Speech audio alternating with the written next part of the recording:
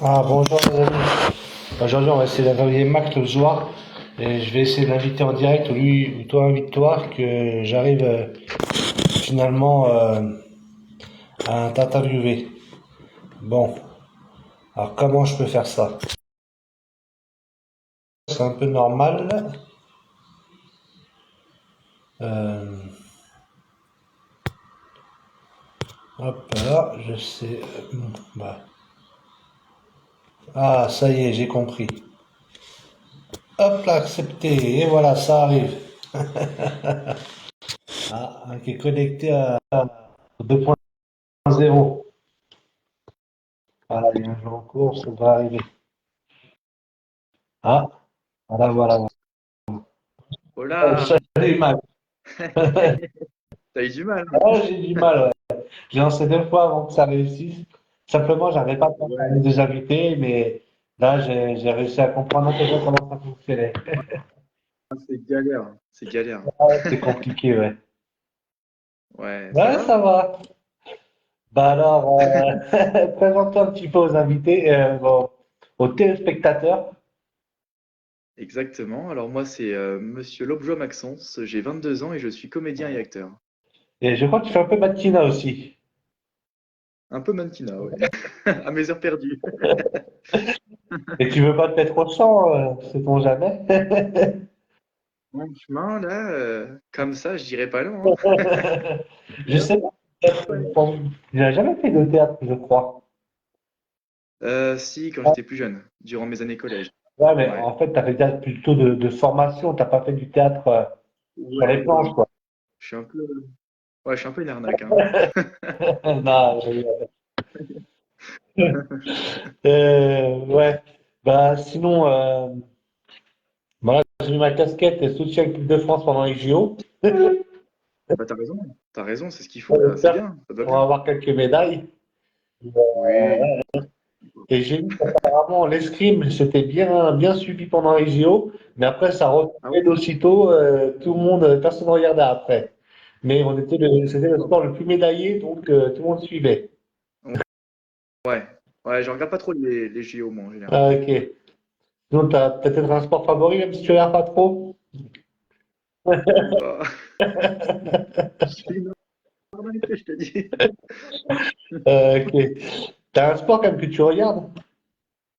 Que je regarde comme ça, non, mais pareil, j'aime beaucoup de sports, tu vois, j'aime bien tout ce qui est les sports de Ouais. combat, le basket, euh, le bowling. Ouais, enfin, je regarde pas forcément de sport, mais Ah, à en faire, ouais, ouais, why ouais, not? ouais, ouais, c'est bien. Ouais, bah ouais, t'as l'âge encore. Oui, il y a le temps pour ça. Alors, je veux savoir, c'est quoi tes projets actuels? Alors écoute, là, j'ai pas mal de petits trucs qui se préparent. Là, rien que pour le mois d'avril, on a un tournage d'un court-métrage. Je peux pas en dire de trop, mais je peux déjà te donner le sujet. Ça va être sur la Première Guerre mondiale. Ouais. Et ce sera un projet qu'on essaiera en fait éventuellement de le sélectionner pour le Festival de Cannes l'année prochaine. Ouais. J'ai un long métrage aussi qui sera tourné en Normandie. Voilà, pareil, je ne peux pas en dire plus. Et j'ai un autre long métrage pour lequel là j'ai reçu simplement le scénario. Il faut que j'apprenne mon texte. Et on est encore en train de rechercher une boîte de prod pour financer le Ah, ok, projet. ok. Bah, justement, bah, comme ça, ils sont au courant que vous cherchez une production. C'est ça, tout à fait. Et ouais, bah ouais, le festival de Cannes qui va bien, c'est dans deux, allez, voilà. Dans 2 mois, on va dire, 2 mois. Ouais, à peu près, c'est au mois de mai, ça. Avant, on va voir Cannes Série là dans un mois et demi. Et Ouais. tu suis un peu Cannes Série ou du tout, Non, il n'y du a que tout. le festival de Cannes qui t'intéresse? Exactement. Tu sais, il y a deux festivals sur la Côte d'Azur qu'on entend un peu parler, c'est le Festival de Menton, Festival international du film fantastique, Ok. je sais pas, et Romain Mania sur Nice. Tu as, D'accord. Ok, j'en ai déjà entendu parler. Je connais de non, nom. ok. Ouais, moi, je vais essayer de faire le festival de Menton, ça m'a l'air pas mal. Même Romain Mania, je vais essayer cette année, c'est des festivals qui grimpent un peu. Et moi, j'aime bien Cannes Ouais, Série, t'as raison. ça, c'est encore un peu populaire, on arrive à rencontrer les acteurs, on parle avec les réalisateurs. J'aime bien l'espace, entre guillemets, Miramar, moi, c'est un peu mon truc favori, où il y a encore toutes les équipes qui sont présentes. On peut en changer, poser quelques Bien questions, sûr. et ça reste convivial, quoi. Ouais, C'est génial. C'est le principe du jeu. ah ouais, ça fait rêver, quoi, hein. Oui. Et puis Donc, c'est vrai, pour avoir des photos, des autographes, c'est un peu plus facile qu'au Festival de Cannes. Mais bon, oui, c'est un peu après, plus renfermé. c'est deux poids de mesure, c'est quand même un cran au-dessus du Festival de Cannes, hein. Ouais, ouais, j'y suis allé l'année dernière, c'était un peu le bazar, mais ça va. Ah ok, t'as fait la fête? Ouais, c'était sympa, ouais. Avec mes potes, c'était bien. Ouais, ouais.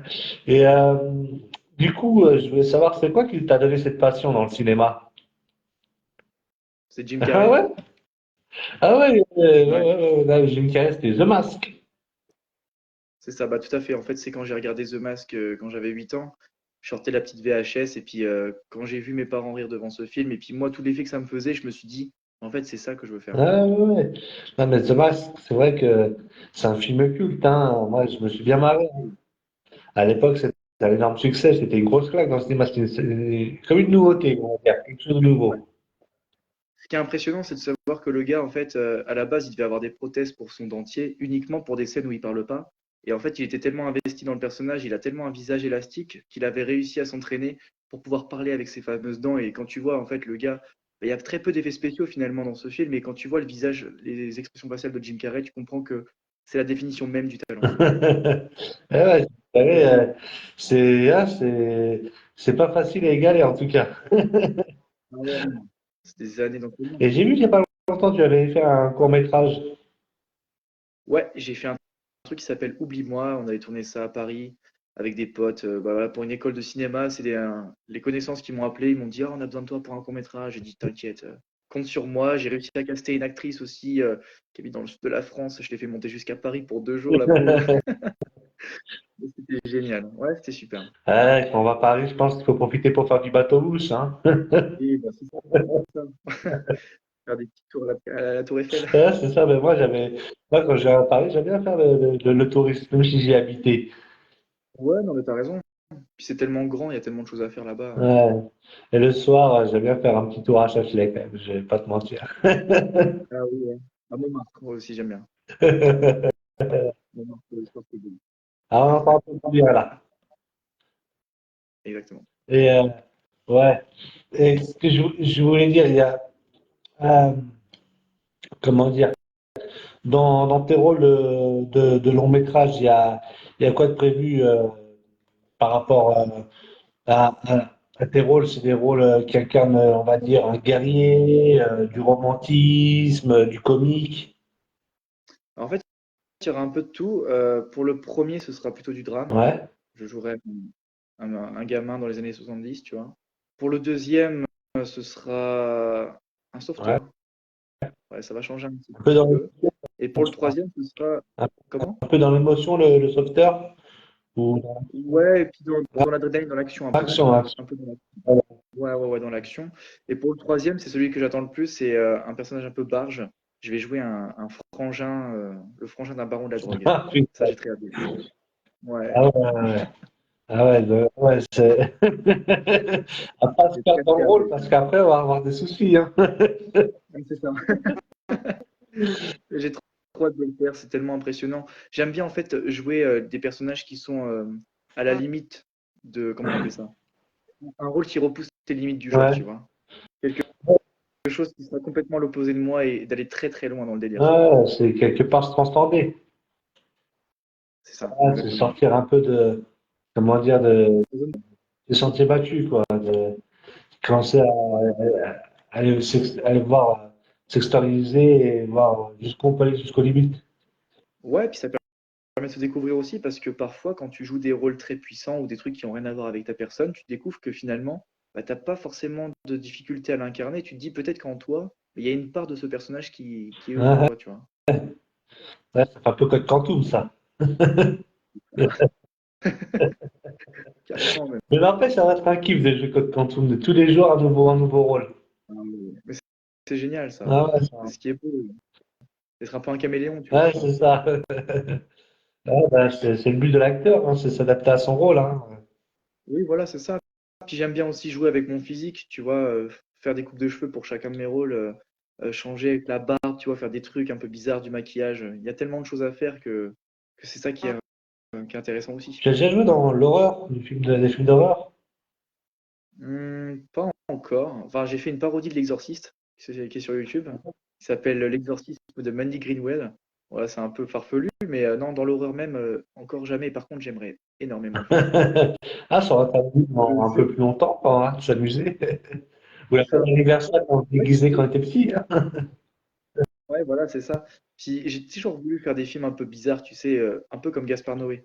Des films où tu as l'ambiance qui est très étrange, très malsaine, où toi tu es un peu perdu, tu ressens les choses quand même. Et que tu regardes des films comme Climax ou Irréversible, c'est vrai que c'est des films qui font polémique, mais c'est tellement intéressant de se dire que tout est en impro et l'ambiance qui est très sombre aussi. Ouais, j'imagine, quand tu apprends tes textes, c'est une part d'improvisation ou tu respectes le script à la lettre? Bah, ça dépend. Je sais que Gaspard Noé, des fois, tu sais, il a des idées de base, tu vois, puis il dit à ses comédiens, bon, bah, on va tourner pendant 20 minutes, voilà, et puis après, c'est à toi de te débrouiller, tu vois.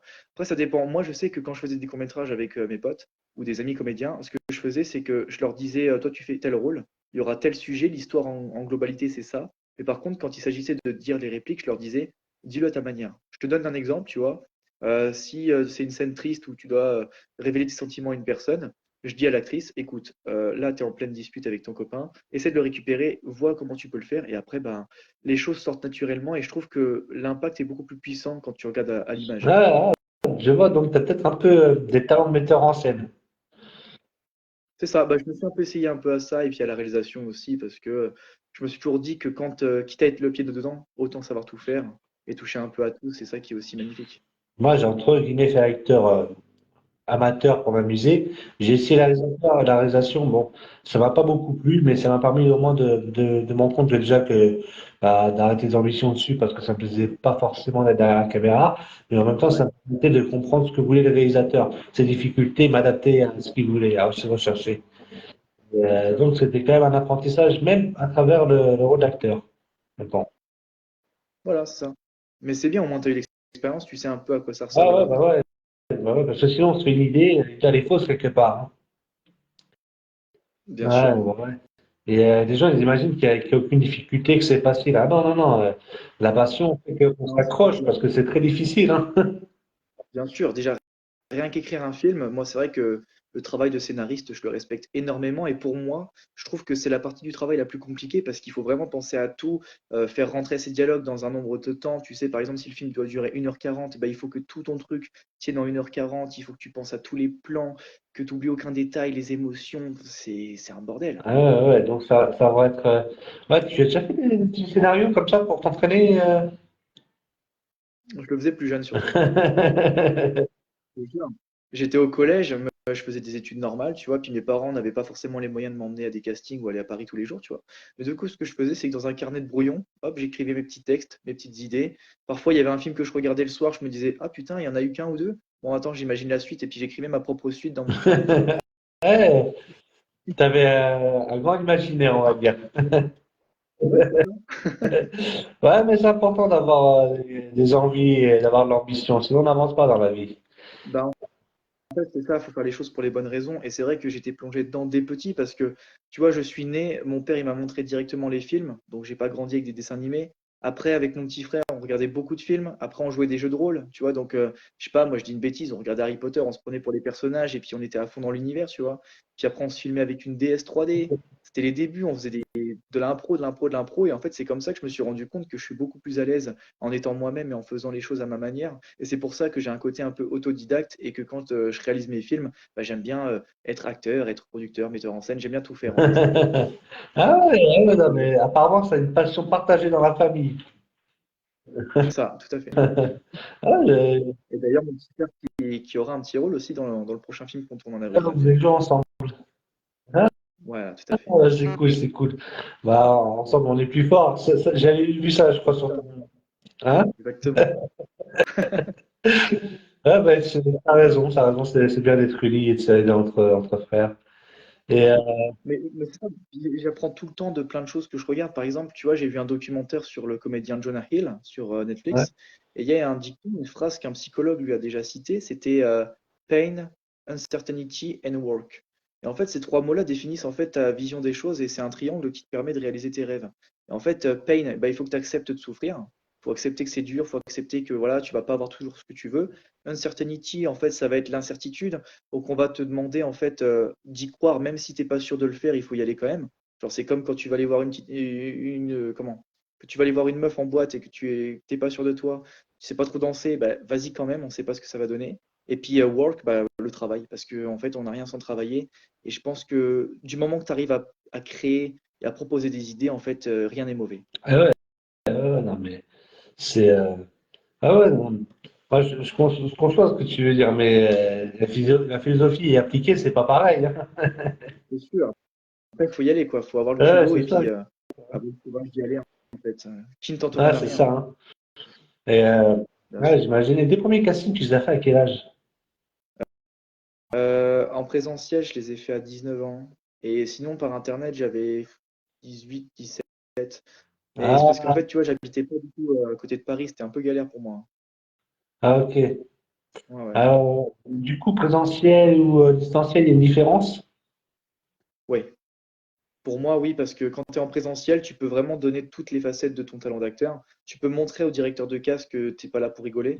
Là, je suis vraiment à l'aise de le faire en face. Mais quand ils te demandent de faire des self-tapes, en général, bah, ils ont qu'une image, en fait. Ils voient une vidéo et puis ils se disent, bon, bah voilà, c'est beaucoup moins facile de faire transmettre son jeu d'acteur à travers une vidéo, surtout comme ça, chez soi. Puis t'es pas forcément en condition. Après, je peux comprendre qu'il y a tellement de gens qui postulent, donc c'est très compliqué de faire toujours en présentiel, mais j'aime bien sentir ce rapport humain, ce truc de regarde, je suis là en face de toi, je vais te montrer ce que je sais faire. Ah, ouais. Ah, t'es culotté quand même, t'es ambitieux et culotté. Toujours.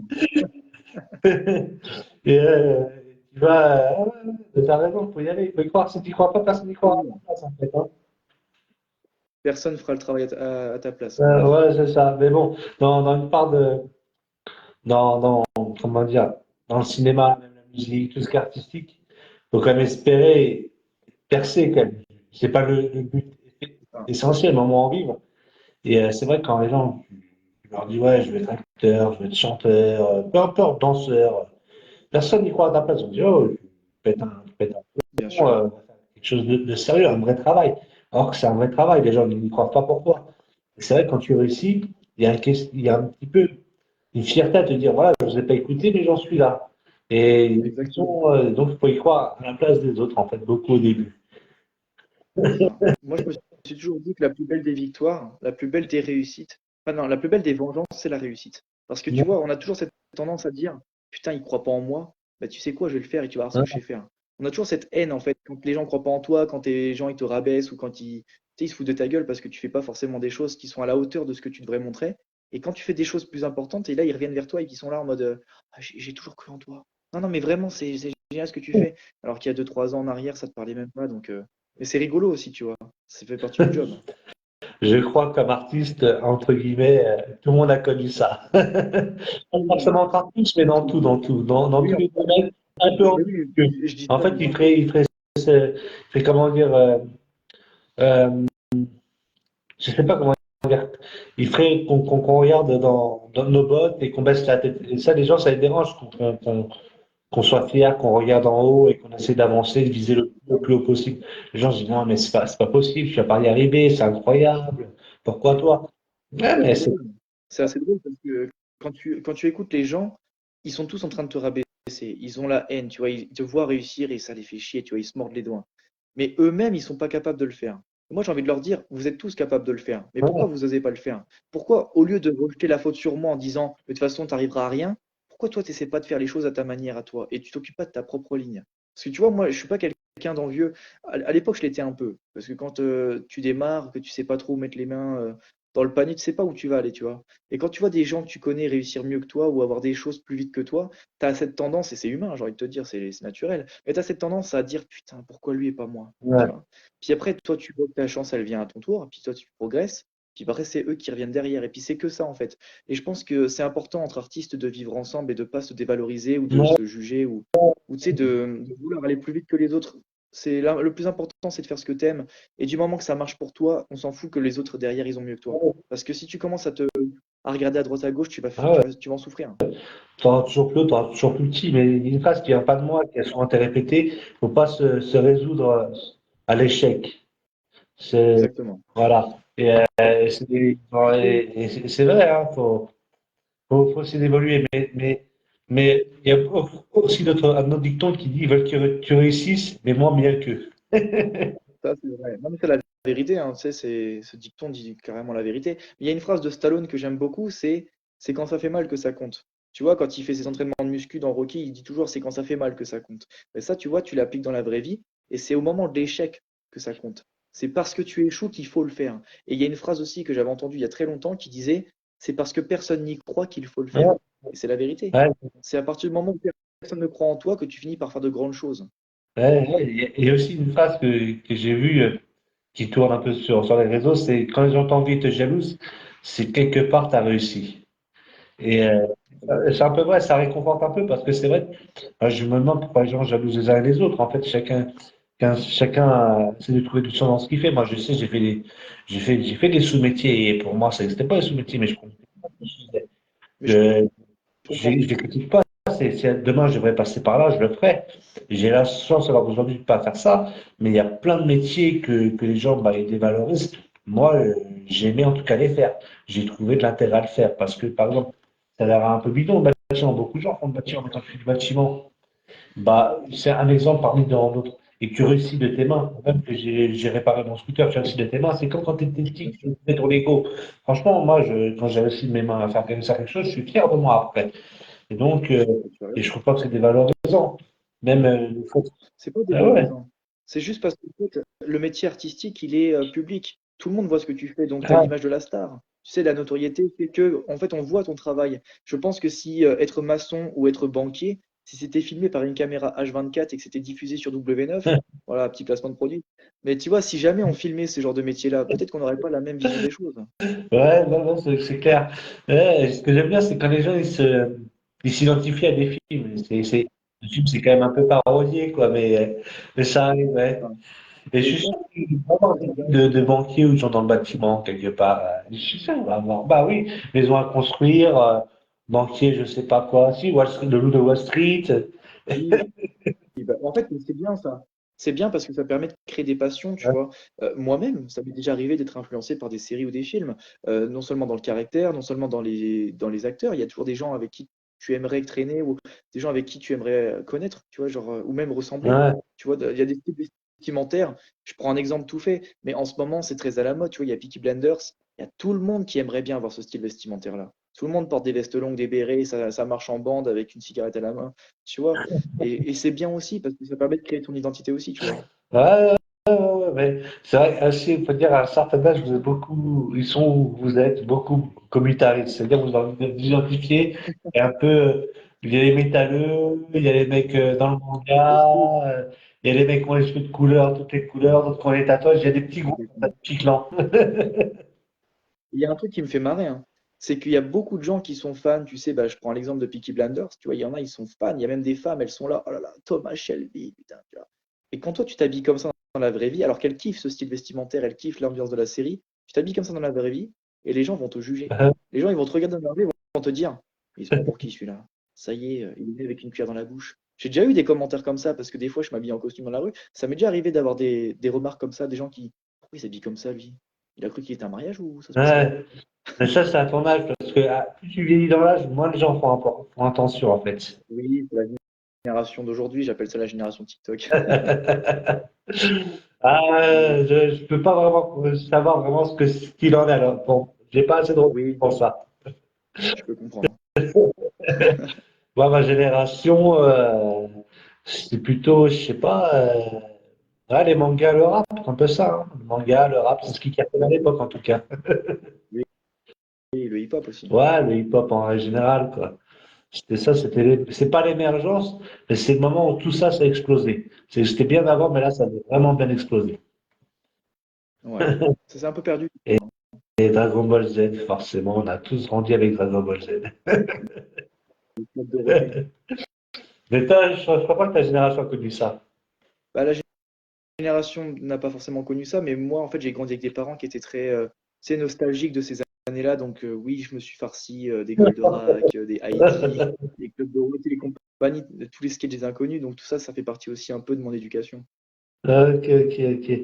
Et ouais, j'aimerais bien savoir, t'aimerais bien jouer comme comment ça s'appelle sur écran vert, c'est-à-dire tout en un film de science-fiction sur écran vert. Je sais pas si t'as déjà fait des scènes Ouais, les FFX, le fond vert, ouais. C'est vrai que ça, je l'ai déjà dit autour de moi. C'est quelque chose qui, je suis pas contre. Tu vois, on fait des très beaux films avec, on fait des Avatars, on fait des Dunes, voilà, on fait des super films avec ça. Mais je trouve qu'on a perdu ce truc du côté plastique, le côté réaliste de la chose. Tu sais, quand tu regardes Les Dents de la Mer ou que tu regardes les Gremlins, tu as ce côté mouillé, ce côté très flippant. Tu sens la texture, elle est naturelle. Alors que quand tu regardes des films en images de synthèse, bah, tu le sens que ça fait image de synthèse, même si le film est hyper bien réalisé, que c'est très réussi, mais tu le vois quand même que c'est pas réaliste. Et moi, ça me dérange un peu. Je suis tombé sur un article hier qui parlait d'un acteur de Pirates des Caraïbes, tu sais, celui qui jouait le papa de Will Turner. hein? Il disait que tous les comédiens autour de lui avaient des petites pastilles sur le visage en guise de montage pour, tu sais, pour faire les pirates, tu vois, par effets spéciaux. Et lui, il avait demandé, il était un peu plus âgé que les autres, il a dit: «Non, non, moi je veux faire comme à l'ancienne, rester 6 heures assis sur une chaise à me faire, maquiller et comme ça au moins je serai moi-même», tu vois? Et je trouve ça tellement beau ce truc de tu maquillé avec des prothèses et puis tu te vois dans la glace avant d'aller sur le plateau, tu vois? Tu te vois, tu es Ah, c'est fier en fait. notre école, ça, hein. C'est notre C'est ça, hein. Puis je trouve que c'est important de ne pas perdre la dématérialisation, tu vois? C'est comme le support. Moi, je suis très attaché au DVD, au Blu-ray, et je trouve ça tellement triste que les plateformes de streaming ont tellement écrasé le marché que bah, le support physique va disparaître au fur et à mesure, et ça me fait chier parce que quand j'ai des films que j'adore, bah, j'aime bien les posséder. Ah ouais. T'as bien le regarder plusieurs fois aussi. C'est ça. Ouais, mais bon, c'est, on peut pas être contre son corps, en fait, hein. Non, c'est sûr, on est obligé de faire avec, mais bon, n'enlevez pas tous les DVD du monde, ce serait quand même Et j'ai dommage. partagé un truc comme quoi le progrès, ce sera quand on donnera un livre à un enfant, cette Coluche, il cherchera partout où mettre une pile. C'est beau, c'est beau. On voit C'est beaucoup de vrai, choses, en fait. c'est un peu vrai. Voilà, donc on vient à la fin de l'interview. Je voulais savoir si tu avais quelque chose de particulier à rajouter, à dire, quelque chose qui t'aide à cœur. En fait, ce sera toujours un peu la même chose, hein, finalement, puisqu'il y a beaucoup de comédiens qui le font, et je pense que c'est important de le rappeler, c'est que, encore une fois, même si les gens me regardent, même si les gens m'envoient des messages pour me demander comment on fait pour devenir acteur, j'aimerais moi aussi accéder au casting, tout est accessible sur les réseaux sociaux. Tu vois, Facebook, il y a des groupes qui sont faits pour ça, il y a des sites gratuits, euh, il y a des téléphones. Je sais que ça paraît tout cliché ce que je dis là, mais on peut tous créer quelque chose. Regarde, moi-même, sans avoir de notoriété, sans être rien en fait. Moi-même, je faisais mes courts-métrages avec mon téléphone, avec un Samsung, s'il te plaît. Ils sont sur YouTube, c'est pas forcément la meilleure qualité du monde, mais au moins ça faisait le taf. Ça permettait de jouer, de faire ce que tu voulais.